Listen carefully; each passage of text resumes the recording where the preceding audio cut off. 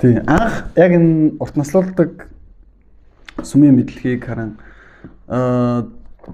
яг 17 8 талаа ч юм уу олж явахдаа ер нь айгүй гинэн байсан. Тийм. Тэгээд тэр хүмүүс намайг мэдж байгаа цайлган байсан. Би зарим утгаараа бол би яг зөв хүмүүстэй бол цайлган байдлаа хадгалсан хэвээрээ л байгаа. Зүгээр хит ойрхон биш, жоохон бүдүүлэг хүмүүстэй бол би цайлган байдлаа ч юм уу зөөлөн зангаа бас заавал хадгалах хэрэгтэй биш үстэй. Тийм. Тэгэхээр ер нь бол тэр үедээ юу гэж бодож исэн бэ гэхээр хүмүүс энэ мэдлэгийг айгүй хурдан ойлгох юм байна гэж бодсон байхгүй юу? Одоо болохоор би яг энэ хундамаас нь эхлээд явж байгаа. Тийм болохоор яг манай пэйж зөвхөн яг урт наслуулах мэдлэг гэлтгүү эрүүл мэндийн тухай, шашны тухай, харин дахиад хэлэхэд бэлгийн энергийн тухай, зөв хоолтын тухай ч юм уу олон сэдвүүдийг ингээ хөндөх гээд явж байгаа. Тэг яг ингээ гүнээс нь яг зөв ойлголтуудыг өгөхгүй болохоор энэ ертөнцийн энэ нийгэмдэр болохгүй бүтэхгүй байгаа дэр олон зүйлсийг харсан гэсэн үг. Энэ яг гомдолж байгаа гэсэн үг биш байхгүй юу? Зүгээр ер нь хорон ертөнцийг боддоор харах юм бол энэ болохгүй бүтэхгүй байгаа зүйлийг маш олон байгааг анзаарах болно. Яг тэгэхээр энэ цаг үе угаасаа өөрөө тийм байхгүй юу? Энэ цаг үе нь хүн төрөлхтөнгүүн харанхуй нойрноос ирж байгаа цаг үе.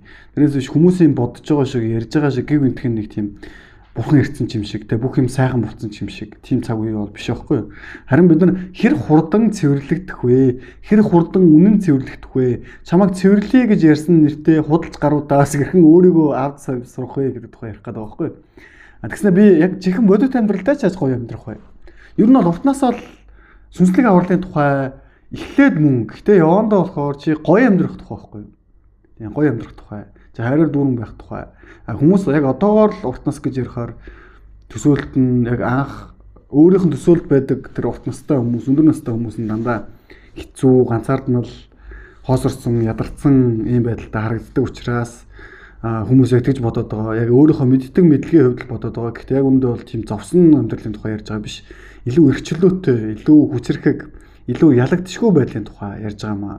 Тэр энэ сэдвээ ойлгохын тулд эхлээд та нарт би анхны аав усгийн зах хэрэгтэй болно. Тэгэхээр бодол уяахаа хумсар сэтгэлийн хувьд гүнээсээ цэвэрлэгдсэн, илүү хүнлэг эмрэнгүй хүчтэй, илүү бурханлаг байдлыг олоод зогсоочих юм бол тэр байдлаа өөрийнхөө бие махбодод хэрэгжүүлэх боломжтой. Энэ бол хүний гайхалтай чанар нөхгүй. Хүн өөрөө ингэж чаддаггүй байсан бол бид нар амьтнаас ямар ч ялгаа байхгүй. За хит их махан бие төвтөө тэнгүүд юу гэж ирдэм бэ гэхээр бид нар бол зүгээр цул мах бид нар энерги бит гэдэг ойлгодог байхгүй юу? Ерөөсөө ойлгодоггүй. Гэтэл зүрстгэл хангалттай төвтөө хүнд зүрстгэлийн төв хангалттай төвтөө мэдрэмж сайтай хүнд бол мэдээж энэ олон мундаг хүмүүсийн тухай мэдж чаддаг. Сүүл би бас нэг яриа сонссон л доо нэг олонний танил алдартай хүний Чингис хаан гэдэг хүн байсан юм уу? Байгаагүй юм шүү гэдэг. Нэг тийм яриа те. Эсвэл тэгэхээр Чоном гэдэг хүн байсан юм уу гэж асууя л да. Байсан шүү дээ те. Байгаас ойрхон байсан учраас бид нар ингээд тэр хүнийг байсан гэдгийг мэдэх амархан байдаг. Яа байд юм бэ гэхээр ойрхон битсэн шүлгүүд нь байна. Тэрийг мэддэг хүмүүс нь байна. Үр хүүхдүүд нь байна. Тэгэхээр чин тэр хүн байсан байж дарах гэдэг. Тэгэхээр зүрхтгэлийн ингээд мэдрэмж багтай. Гэхдээ яг хичнээн оюухан төвтэй хүн байлаа. Махан бие төвтэй те. Өөрийнхөө энэ сэтгэхүүн махан биесээс давж чадхаа болцсон. Мэдрэмжгүй болцсон хүн байна гэж үгүй л доо. Тэгээ мэдрэмжгүй болцсон хүний хувьд энэ ойрхон байгаа хүмүүс бол мэдээж байдаг юм шиг санагдана. Гэхдээ жоохон мэдрэмж өндөртэй хүн байх юм бол одоо тэр яг ингээд мэдрэмжийн юм шалгуур байдаг байхгүй юу? Энд дэр ямар шалгуур байх юм бэ гэхээр тэр хүн үнэхээр яг амьд байсан хүн үү? Амьд хүний яг мэдрэмж гэж юу гэдэг юм бэ? Амьд хүний энерги гэж юу гэдэг юм бэ? Амьд хүнээс ямар өгүүлбэр гардаг юм бэ? Гэдэг зүйлийн тухай мэдэх боломжтой. Тэгэхээр тэр яг аль бие минь алжаас алжаатгаа ч юм уу, за эсвэл нуус товчоор ч юм уу, яг энэ лодтой хүмүүсийн түүх юм уу, эсвэл уран зохиол юм уу гэдгийг ингээд нэгтлэх боломжтой байхгүй юу? Ингээд мэдрэмжийн хувьд, энергийн хувьд. За эсвэл заавал энерги гэлтгүй яг энэ бодиттой энэ түүхийн хувьд ч гэсэн яг олдвороор дамжуулаад судлах боломжтой. Энэ олон зүйлсийг судлаад ингээд мөрөөр нь хөөх юм бол бодиттой хүн байсан гэдгийг олон янзаар нотолдог. Зүгээр ер нь бид нар яагаад ийм хүмүүс их олон гараад ирсэн бэ гэхээр тэр хүмүүс хит махан бие төвтэй байгаа байхгүй юу? Хит энергийн биетэй биш. Энергийн бие төвөө бүр хитрхи унтраагаад, хитрхи энергийн алдагдал хийгээд уншиж байгаа, судалж байгаа зүйлдээ хит их хайрцаглагтаад, хит их ингээд оюун ухааны алдагдал хийгээд эсвэл тэр өөрийн зөв гэсэн тэр ингээ хайрцагтаа баригдсаасаа болоод өөрийгөө ертөнцийн төв гэж бодсон хоосон бардамлаасаа болоод энэ цаг үе гэлтгүү энэ цаг үеэс өмнө байж байсан болох тэр зөв соёлуудын тухай, зөв хүмүүсийн тухай ойлгох чадваргүй болчиход байгаа маа. Тэ? Тэгэхээр би та нарт бүр ингээ Чингис хааныг ч байгаа хэсгийг ойлгодгүй хүмүүнд би Буддагийн тухай, Христийн тухай ч юм уу, энэ Библийн тухай ч юм уу, эсвэл Буддийн тэр гүн соёлын тухай яриг гэхээр тэр хүн чи ойлгохгүй байхгүй. Яг мэдрэмж нь байхгүй.